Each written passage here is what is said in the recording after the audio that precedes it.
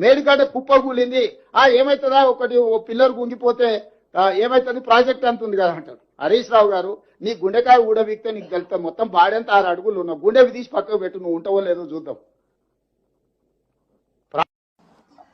అందరికీ నమస్తే.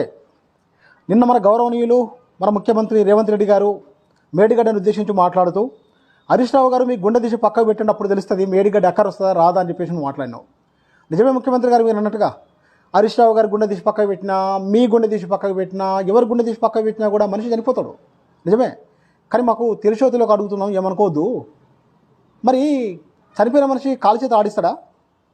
మరి కాలుష్య ప్రాజెక్టులు అన్నీ పనిచేస్తున్నాయి కదా, కాలువలు పనిచేస్తున్నాయి, టన్నీలు పనిచేస్తున్నాయి, సబ్స్టేషన్లు పనిచేస్తున్నాయి, రిజర్వాయర్లు పనిచేస్తున్నాయి, అన్నీ పనిచేస్తున్నాయి కదా. నిన్నగాక మొన్ననే కదా గంధమల్లకు మీరు మరి మల్లన్న సాగర్ నుంచి నీళ్ళు తీసుకొని వస్తామని చెప్పేసి శంకుస్థాపన కూడా చేసిండ్రు. మరి అన్నీ పని చేస్తున్నటువంటి కాళేశ్వరం ప్రాజెక్టు అసలు బతుకున్నట్ట చనిపోయినట్ట?